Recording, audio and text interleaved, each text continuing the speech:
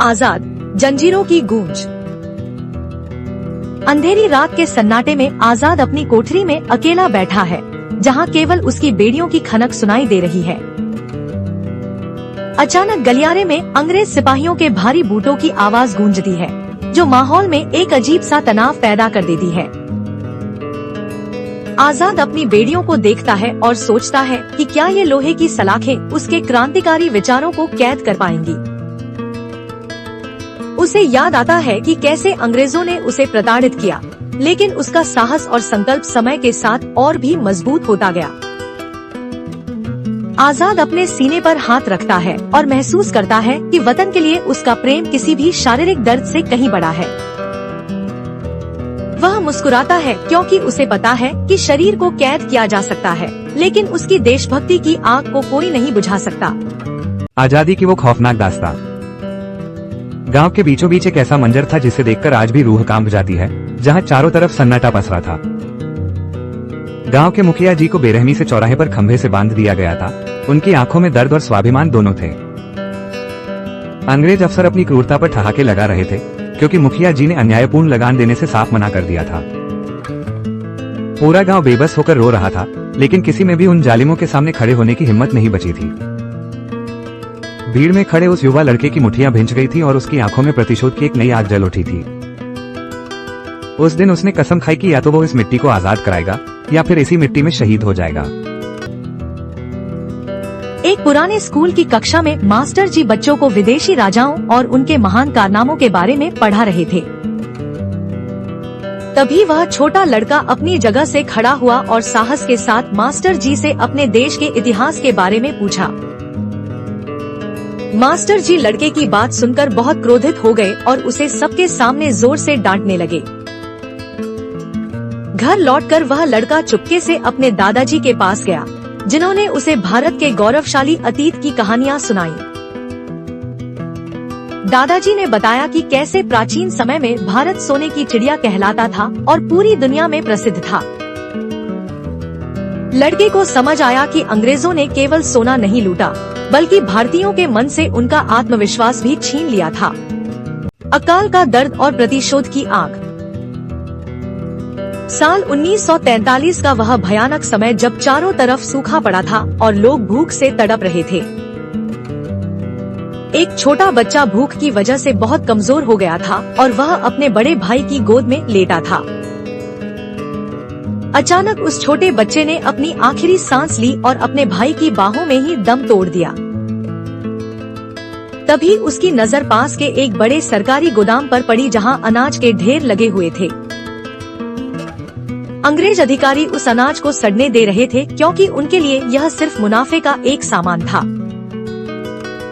उस दिन उस युवक की आंखों में आंसू नहीं थे, बल्कि अंग्रेजों के खिलाफ प्रतिशोध के अंगारे दहक रहे थे। आजादी की जंग, लाठियों की बारिश। शहर की गलियों में देशभक्तों का एक शांतिपूर्ण जुलूस निकल रहा था, जहां हर चेहरा आजादी के जुनून से भरा हुआ था। अचानक माहौल बदल गया और ब्रिटिश पुलिस ने बिना किसी चेतावनी के भीड़ पर बेरहमी से लाठियां बरसाना शुरू कर दिया। एक जोरदार प्रहार मेरे सिर पर हुआ, जिससे खून बहने लगा, लेकिन मेरा हाथ तिरंगे को मजबूती से पकड़े हुए था। जब मैं दर्द से जमीन पर गिरा, तब भी मेरे होठों पर वंदे मातरम का नारा था और आंखों में अटूट विश्वास। पुलिस वालों को लगा कि वे हमें डरा देंगे, लेकिन हम उनके वार सहकर भी मुस्कुरा रहे थे, क्योंकि हम जीत चुके थे। उस दिन हमने समझ लिया कि यह केवल शारीरिक लड़ाई नहीं है, बल्कि हम अपने खून से शहादत की नई कहानी लिख रहे थे। आजादी की एक अधूरी पुकार। एक अंधेरी काल कोठरी, जहां समय ठहर गया है, जहां दिन और रात का कोई अंतर नहीं रह गया है, बस सन्नाटा है। दीवार के ऊपर एक छोटा सा रोशनदान है, जिससे सूरज की एक पतली किरण अंदर आती है और उम्मीद जगाती है। हर रोज एक सफेद कबूतर उस रोशनदान पर आकर बैठता है, जो बाहर की दुनिया की याद दिलाता है। कैदी उस नन्हे पक्षी को निहारता है और सोचता है कि यह छोटा सा जीव कितना खुशकिस्मत और आजाद है।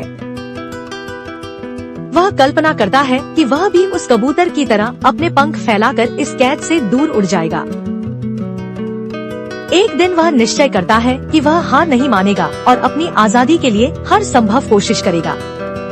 अपनों का धोखा, एक दर्दनाक कहानी। एक समय था जब भारत की गलियों में आजादी की गूंज थी, लेकिन कुछ लोग अंधेरे में साजिशें रच रहे थे। कुछ भारतीय ऐसे थे जिन्होंने चंद सिक्कों के लालच में अपने ही भाइयों की पीठ में छुरा घोंपा और गद्दारी की। वे लोग गुप्त रूप से अंग्रेजों की चाटुकारिता करते थे और अपने ही देशवासियों की मुखबिरी कर उन्हें जेल भिजवाते थे।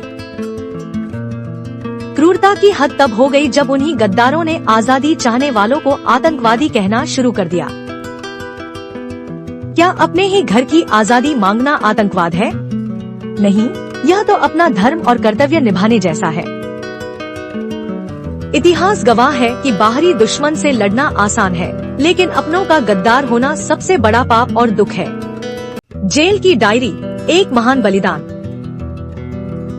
एक अंधेरी और ठंडी जेल की कोठरी में एक देशभक्त अपनी आखिरी यादें अपनी डायरी में लिख रहा है, जहां केवल एक छोटी सी खिड़की से रोशनी आ रही है। वह अपनी कलम से कागज पर उन शब्दों को उकेर रहा है जो आने वाली पीढ़ियों के लिए प्रेरणा बनेंगे। उसकी आंखों में देश के लिए अटूट प्रेम है। डायरी के आखिरी पन्ने पर वह लिखता है कि मृत्यु कोई अंत नहीं, बल्कि एक नई और स्वतंत्र शुरुआत है, जो भारत को बेड़ियों से मुक्त करेगी। उसके मन में एक सवाल उठता है कि क्या उसका यह सर्वोच्च बलिदान व्यर्थ जाएगा, लेकिन तभी उसे लाखों भारतीयों के संघर्ष की याद आती है। उसे विश्वास है कि भारत अब जाग चुका है और अब कोई भी ताकत इस देश को गुलामी की जंजीरों में कैद करके नहीं रख सकती। वह अपनी डायरी बंद करता है और एक मुस्कान के साथ अपने अंतिम समय का स्वागत करता है, यह जानते हुए कि भारत जल्द ही आजाद होगा। आजादी की अनकही दास्तां। अंधेरी कोठरी में जंजीरों से बंधा वह देशभक्त अपनी आखिरी सांस तक लड़ने का संकल्प ले चुका था। अचानक भारी जूतों की आवाज गूंजी और क्रूर अंग्रेज अधिकारी अपने सैनिकों के साथ कमरे में दाखिल हुआ। यातना का समय शुरू हुआ। कोड़ों की हर चोट उसकी पीठ पर आग की तरह बरस रही थी। खून से लथपथ होने के बावजूद अधिकारी ने चिल्लाकर पूछा कि उसके क्रांतिकारी साथी कहाँ छिपे हुए हैं। उसने गर्व से अधिकारी के चेहरे पर थूका और गरज कर कहा कि पूरा भारत ही उसका साथी है। अधिकारी की आंखों में पहली बार डर दिखा, क्योंकि वह समझ गया कि इस जुनून को तोड़ना नामुमकिन है। क्रांति का ज्वार, भारत छोड़ो आंदोलन। एक अंधेरी और तंग कोठरी के भीतर एक देशभक्त अपनी यादों और विचारों में डूबा हुआ है, जबकि बाहर से शोर बढ़ रहा है। अचानक बाहर से गूंजती हुई आवाजें सुनाई देती हैं, भारत छोड़ो, भारत छोड़ो, जिससे कोठरी की दीवारें मानो कांपने लगती हैं। सड़कों पर जन सैलाब उमड़ पड़ा है, जहां हर उम्र के लोग एकजुट होकर ब्रिटिश शासन के खिलाफ अपनी आवाज बुलंद कर रहे हैं। युवा लड़कियां और छोटे बच्चे भी निडर होकर सड़कों पर उतर आए हैं। उनके हाथों में तिरंगा झंडा गर्व से लहरा रहा है।